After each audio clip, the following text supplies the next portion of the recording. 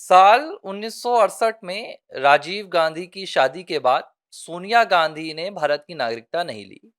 बल्कि जब 80 का दौर आया, संजय गांधी की मौत हो गई।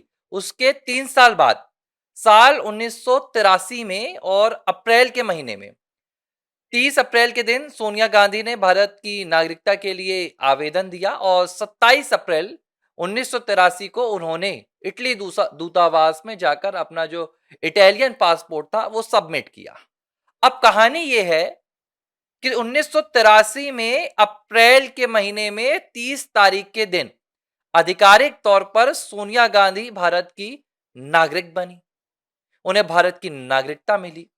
लेकिन इससे ठीक 3 साल पहले साल 1980 में सोनिया गांधी का नाम दिल्ली क्षेत्र की मतदाता सूची में था। सोनिया गांधी नागरिक 1983 में बनी। और जब यह बात 1982 में खुलकर आई थी कि सोनिया गांधी तो भारत में मतदाता बन चुकी हैं, और उस वक्त ये बात विपक्षी नेताओं को पता थी कि सोनिया गांधी तो अभी तक भारत की नागरिक भी नहीं बनी है। विवाद बढ़ा, संसद में यह बात गूंजी, तो 1982 में सोनिया गांधी के नाम को मतदाता सूची से हटा दिया गया और 1983 में एक बार फिर से जोड़ा गया। लेकिन जब 1983 में भी जोड़ा गया तो एक बहुत बड़ी गलती कर दी गई। गलती क्या थी? गलती यह थी कि जब मतदाता सूची में नाम जुड़ता है तो वो उस साल की पहली तारीख को देखा जाता है कि उसकी कितनी उम्र है, क्या उसकी एलिजिबिलिटी है। तो मतदाता सूची जो बनी थी 1983 की, वो जनवरी के महीने में बनी थी 1983 में, और सोनिया भारत की नागरिक बनी थी अप्रैल के महीने में, यानी कि उसके भी 4 महीने बाद 30 अप्रैल के दिन।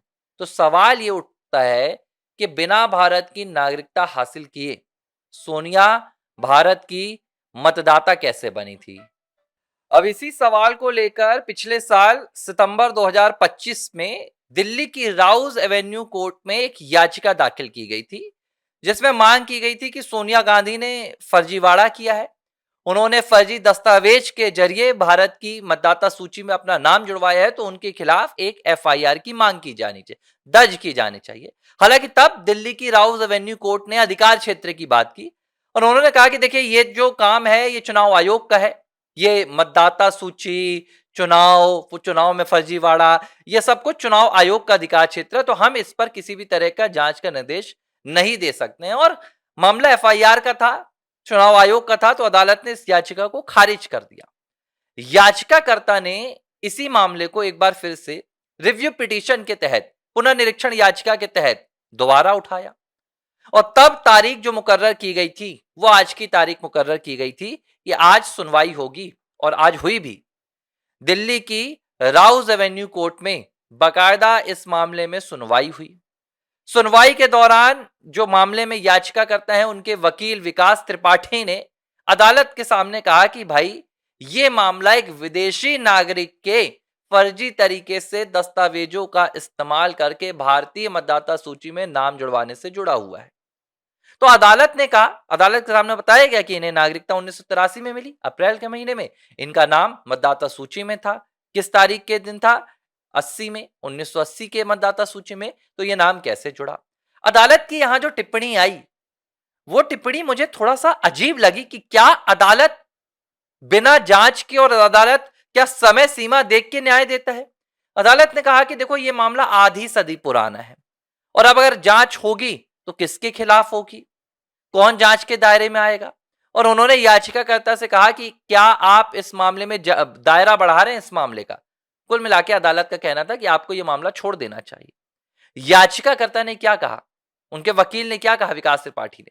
उन्होंने कहा कि यह मामला फर्जी दस्तावेजों का है, क्योंकि नागरिकता में घोषणा पत्र दिया जाता है कि आप भारत के नागरिक हैं, और अगर 1980 में सोनिया गांधी ने यह घोषणा पत्र दिया है कि वो भारत की नागरिक हैं और वो भारत की नागरिक 1983 में बनी, तो यह सीधे 420 का मामला है, फ्रॉड का मामला है। और इसके लिए सोनिया गांधी को बाकायदा लाना चाहिए अदालत में और उनके खिलाफ कार्रवाई होनी चाहिए कि उन्होंने फर्जी तरीके से चुनाव आयोग को धोखा दिया था और इस धोखे से न जाने कितना नुकसान हुआ हो। न जाने कौन जीता हो, कौन हारा हो। वही सोनिया गांधी आज राज्यसभा की सांसद हैं, कांग्रेस संसदीय दल की अध्यक्ष हैं, लगातार चुनकर आती जा रही हैं। तो भाई अगर फर्जीवाड़ा हुआ है तो फर्जीवाड़े को सामने लाने में अदालत को क्या गुरेज, अदालत को क्या आपत्ति है? अदालत का काम यह तय करना नहीं है कि यह मामला 100 साल पुराना है कि 500 साल पुराना मामला। क्या राम मंदिर का जो मामला था 500 साल पुराना मामला था ना? तो अदालत ने क्यों तब नहीं कह दिया कि भाई बाबर गया सो गया? अब कहां बाबर की बातें हैं, यहां राम मंदिर बनेगा? नहीं, साबित करना पड़ गया हमें, अदालत में 500 साल की लड़ाई लड़नी पड़ गई। यह बताना पड़ा कि वहां पर बाबरी मस्जिद नहीं, वहां विवादित ढांचा नहीं, वहां श्री राम जन्मभूमि थी। तब अदालत ने श्री राम जन्मभूमि के पक्ष में फैसला सुनाया। और आज अदालत क्या कह रही है?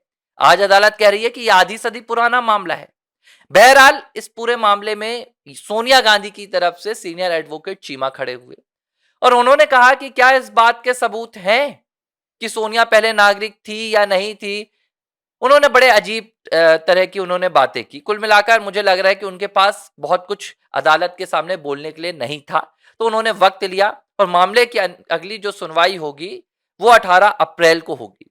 अब 18 अप्रैल को जज साहब ने चूंकि पूछ भी लिया है सोनिया गांधी के वकील से कि भाई सीधे तौर पर यह मामला, यह मुद्दा एक ही है कि 1983 को नागरिकता मिली तो मतदाता सूची में नाम 1980 में कैसे आया। अब दो चीजें हैं, या तो कांग्रेस ये साबित करेगी कि वो नाम फर्जी था, वो सोनिया गांधी ने नहीं जुड़वाया था, वो नाम किसी और का था, तो जांच बढ़ेगी, दस्तावेज चेक किए जाएंगे उसमें सोनिया के दस्तखत हैं नहीं है, मतदाता सूची में और किस किस का नाम था, क्योंकि वो पूरे परिवार का नाम था।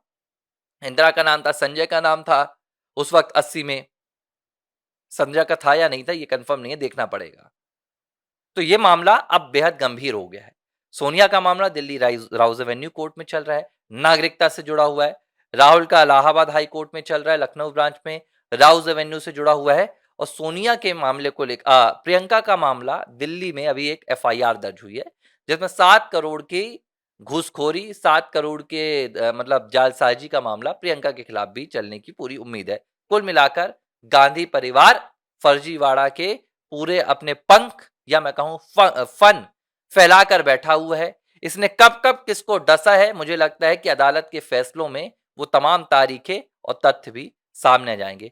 एबीसी हिंदी न्यूज में इस खबर पर आपकी क्या प्रतिक्रिया है, मुझे कमेंट बॉक्स पर जरूर बताइए।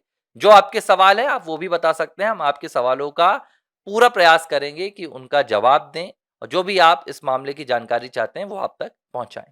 धन्यवाद। एबीसी हिंदी न्यूज, आज ही जुड़िए हर खबर के साथ।